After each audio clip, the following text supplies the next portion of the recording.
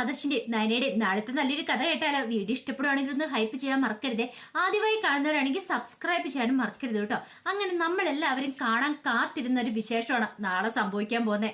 എല്ലാവരുടെയും ആഗ്രഹം തന്നെയായിരുന്നു നവ്യ സത്യങ്ങളൊക്കെ തിരിച്ചറിയണം, അബി എത്ര വലിയ ക്രൂരനാന്നുള്ള കാര്യങ്ങളൊക്കെ അറിയണം, അബിയുടെ കുഞ്ഞാണ് ചന്തുമോൾ എന്നുള്ള കാര്യങ്ങളൊക്കെ. കനകയും നയനയൊന്നും പറഞ്ഞിട്ട് പോലും അത് വിശ്വസിച്ചിട്ടുണ്ടായിരുന്നില്ല നവ്യ. പക്ഷേങ്കിൽ അങ്ങനെ ആ സത്യങ്ങളൊക്കെ നാളെ പുറത്തു വരുവാണ്. ഇന്ന് തന്നെ നമ്മൾ കണ്ടു, ഹേൻ ജ്വല്ലറിയില് ഭയങ്കര സന്തോഷത്തിലായിരുന്നു അബി. എങ്ങനെയെങ്കിലും നവ്യയുടെ മനസ്സിനെ തെറ്റിദ്ധരിപ്പിച്ച് താൻ ഉദ്ദേശിക്കുന്ന പോലെയൊക്കെ കാര്യങ്ങൾ മുന്നോട്ട് കൊണ്ടുപോകണം എന്നൊരു ചിന്തയായിരുന്നു. അങ്ങനെ അബിയായിട്ട് സംസാരിച്ചിരിക്കുന്ന സമയത്താണ് നവ്യക്ക് കോൾ വരുന്നത്, നവ്യയുടെ ഫ്രണ്ട് വിളിക്കുന്നത്. പിന്നീട് അബിയോട് യാത്ര പറഞ്ഞ് നവ്യ ഹേൻ ജ്വല്ലറിയിൽ നിന്ന് ഇറങ്ങുവാണ്. ഈ സമയത്ത് അബിയുടെ മനസ്സിലേക്ക് മാളവിയെ കുറിച്ചുള്ള ഓർമ്മകൾ വന്നു. അവള് കാണാൻ നല്ല സ്മാർട്ടാണ്, അടിപൊളിയാണ്. പോരാത്തതിന് ഈ കമ്പനിയുടെ ഒരു പ്രധാനപ്പെട്ട ആളുമാണ്. മാളവിക കളക്ഷൻസ് എന്ന് പറഞ്ഞാൽ എല്ലാവർക്കും ഇപ്പൊ പ്രിയ വേറെ ആയിരിക്കുന്നു. അങ്ങനെ ഒടുവിൽ അബി മാളവികയെ വിളിക്കുകയാണ്. മാളവികനെ വിളിച്ച് കമ്പനിയുടെ കുറച്ച് കാര്യങ്ങളൊക്കെ തിരക്കി. അതിനുശേഷം കുറച്ച് ഡിസൈനും കാര്യങ്ങളൊക്കെ മാളവി വരച്ചോണ്ട് വന്നിട്ടുണ്ടായിരുന്നു. അപ്പൊ അതൊക്കെ അബി നോക്കണം. പിന്നീട് വേണ്ട നിർദ്ദേശങ്ങളൊക്കെ മാളവിക്ക് കൊടുക്കുന്നുണ്ട്. മാളവിക്ക് മനസ്സിലായി, ഇവന് ഈ പറയുന്ന വിവരവും കാര്യങ്ങളൊന്നും ഇല്ല, മൂർത്തി ജ്വല്ലറി ഇരുന്നാന്ന് പറഞ്ഞിട്ടൊന്നും കാര്യമൊന്നുമില്ല. പക്ഷെങ്കിൽ ഇവന് കൂടുതൽ വിവരമൊന്നും ഇല്ല. പക്ഷെ മാളവിക അങ്ങനെയല്ല ചെയ്തേ. ശരിക്കും അബിയെ അങ്ങോട്ട് പുകഴ്ത്തി. കാരണം അബിയെ വെച്ച് തനിക്ക് പല കാര്യങ്ങളും നേടിയെടുക്കാൻ സാധിക്കും എന്നൊരു ചിന്ത മാളവികയുടെ മനസ്സിലുണ്ടായിരുന്നു. പോരാത്തനും മാളവികയെ സൂചിപ്പിക്കാനാണ് അബി നോക്കിയത്. അത് മാളവികയ്ക്ക് മനസ്സിലാവുകയും ചെയ്തു. ഇവന് ഇത്തിരി കോഴിയാന്നുള്ള കാര്യം മനസ്സിലായി. അതിനനുസരിച്ച് താളത്തിനൊത്ത് മാളവിക തുള്ളിക്കൊണ്ട് വന്നു. കാരണം ഇവനെ ഒന്ന് സൂചിപ്പിച്ചു വിടുവാണെങ്കിൽ പല രഹസ്യങ്ങളും ഇവനൊന്ന് ചോർത്താനായിട്ട് സാധിക്കും. ഹേൻ ജ്വല്ലറിയെ കുറിച്ചുള്ള രഹസ്യങ്ങളൊക്കെ അധികം വൈകാതെ തന്നെ ഹേൻ ജ്വല്ലറിയെ കുറിച്ചുള്ള പല കാര്യങ്ങളും ഇവൻ അറിയും. ആ സമയത്ത് ഇവന്റെ കയ്യിൽ നിന്ന് അത് കിട്ടണമെങ്കിൽ തനിക്കിപ്പോ ഇവന്റെ അടുത്ത് ഇങ്ങനെ സ്നേഹത്തോടെ നിന്നേ മതിയാവുള്ളൂ.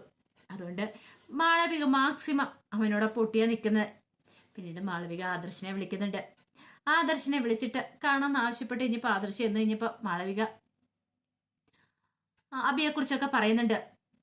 എല്ലാം കേട്ട് കഴിഞ്ഞപ്പോഴത്തേനും ആദർശ് പറഞ്ഞു, അവന്റെ സ്വഭാവം അറിയാലോ, മൂർത്തി ജ്വല്ലറി തകർക്കാൻ വേണ്ടിയിട്ടാ അവൻ പരിശ്രമിച്ചുകൊണ്ടിരിക്കുന്നത്. മൂർത്തി ജ്വല്ലറിയെ കുറിച്ചുള്ള വിവരങ്ങളൊക്കെ മിക്കവാറും കൈമാറുമായിരിക്കും എന്ന് പറഞ്ഞു. അത് കേട്ടപ്പോൾ മാളവിക പറഞ്ഞു, അതൊക്കെ എനിക്കറിയാം സാറേ.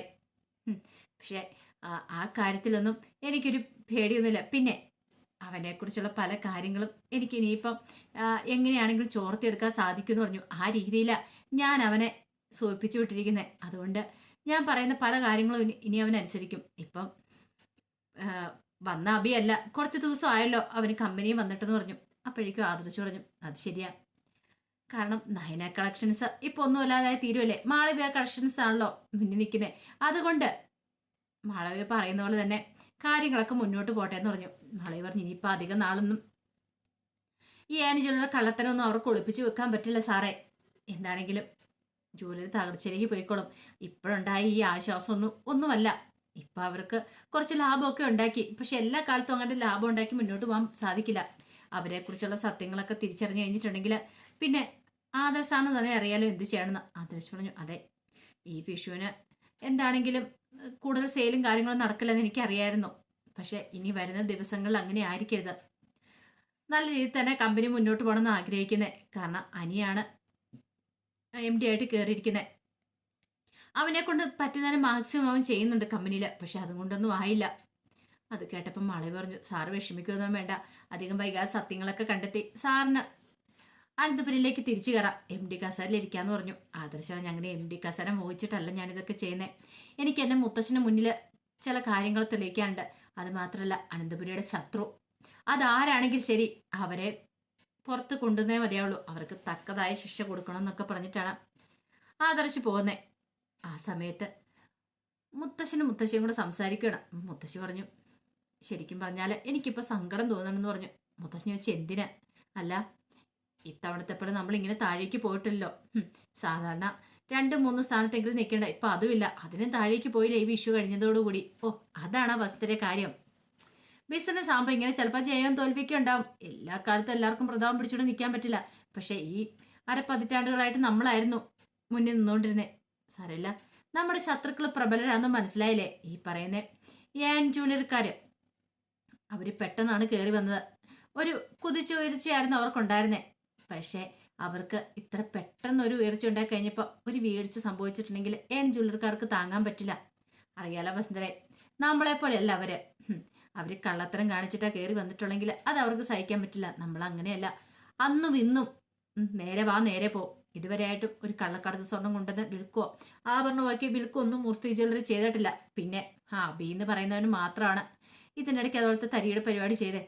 സാരില്ല, അവന് ജ്വല്ലറിക്ക് പോയിരിക്കുമല്ലേ. മൂർത്തി ജ്വല്ലറി തകർക്കാൻ വേണ്ടിയിട്ടാണായിരിക്കും അവന്റെ ശ്രമം. മുത്തശ്ശി പറഞ്ഞു, അതെ, എന്നാലും ഈ കുടുംബത്തിൽ ഇങ്ങനെയൊന്നും ഉണ്ടായല്ലോ. മുത്തശ്ശൻ പറഞ്ഞു, ഈ കുടുംബത്തിൽ നിന്ന് പറയാൻ പറ്റില്ല. ജഡജയുടെ മോനല്ലേ, അവളുടെ സ്വരൂപമല്ലേ അവൻ കാണിക്കത്തുള്ളൂ. നമ്മളിനി കുറ്റം പറഞ്ഞിട്ടൊന്നും ഒരു കാര്യമില്ലെന്ന് പറഞ്ഞു. എന്താന്ന് വെച്ചാല് ഇത്രയൊക്കെ ആയി. ഇനിയിപ്പം അവൻ ഇനി എപ്പോഴാണ് അണ്ടുപുരി ഒറ്റ കൊടുക്കുന്നത് അറിയത്തില്ല. അത് മാത്രം നമ്മൾ നോക്കിയാൽ മതി. പിന്നെ ഒരു കാര്യമുണ്ട് വസുന്ധരെ, അങ്ങനെ എന്തെങ്കിലും സംഭവിച്ചിട്ടുണ്ടെങ്കിൽ പുകഞ്ഞ കൊള്ളി പുറത്ത്. അറിയാലോ, മൂർത്തി ജ്വല്ലറി തകർക്കാനായിട്ട് അഭി ശ്രമിച്ചിട്ടുണ്ടെങ്കിൽ അഭിക്ക് എന്തെങ്കിലും പങ്കുണ്ടെങ്കിൽ പിന്നെ ഈ അനന്തമൂർത്തി വെറുതെ ഇരിക്കില്ല. അനന്തമൂർത്തി കളത്തിലേക്ക് ഇറങ്ങി കഴിയുമ്പോൾ അവൻ വീടിന് പുറത്തായിരിക്കും എന്നൊക്കെ പറഞ്ഞു. ഈ സമയത്ത് നവ്യ തൻ്റെ ഫ്രണ്ടായ നമിതയെ കാണാൻ ചെല്ലുന്നുണ്ട്. കാരണം ഇതിനു മുമ്പ് DNA ടെസ്റ്റിന് വേണ്ടിയിട്ട് കുറച്ച് സാമ്പിൾസും കാര്യങ്ങളും ഒക്കെ ഡേവിഡിന് കൊടുത്തിട്ടുണ്ടായിരുന്നു നവ്യ. അന്ന് പക്ഷേങ്കിൽ ഡേവിഡ് അന്ന് നോക്കിയിട്ട് പറഞ്ഞേ അബിയുടെ കുഞ്ഞല്ല ചന്തമുളന്ന. പക്ഷെ നവ്യക്ക് ചില സംശയങ്ങളും കാര്യങ്ങളും ഉണ്ടായിരുന്നു ആ കാര്യത്തില്. അതുകൊണ്ട് നവ്യ എന്ത് ചെയ്തു, തൻ്റെ ഒരു ഫ്രണ്ട് ഉണ്ട് നമിത, അപ്പൊ അവളുടെ കയ്യിൽ DNA ടെസ്റ്റിന് സാമ്പിളും കാര്യങ്ങളൊക്കെ കൊടുത്തിട്ടുണ്ടായിരുന്നു. ഇത് നോക്കിയിട്ട് അബിയുടെ കുഞ്ഞാണ് ചന്തമുളം എന്നുള്ള കാര്യങ്ങളൊക്കെ അറിയണം എന്നൊക്കെ പറഞ്ഞിട്ടുണ്ടായിരുന്നു. കാരണം നവ്യക്ക് സംശയങ്ങൾ ഉള്ളതുകൊണ്ടാണ് ഇങ്ങനെ. തൻ്റെ അമ്മ ഉൾപ്പെടെ പലരും ഇത് പറയുന്നുണ്ട്. പോരാത്തതിന് അബിയാണെങ്കിലും തൻ്റെ അമ്മായിമ്മ ജലജയാണെങ്കിലും വീട്ടിലെല്ലാവരുടെ മുന്നിൽ ഭക്തി ബഹുമാനത്തോടു കൂടിയാ നിൽക്കുന്നേ. ഒരു പക്ഷെ അതിന്റെ കാരണം കണ്ടെത്തിയാൽ മതിയാവുള്ളൂ.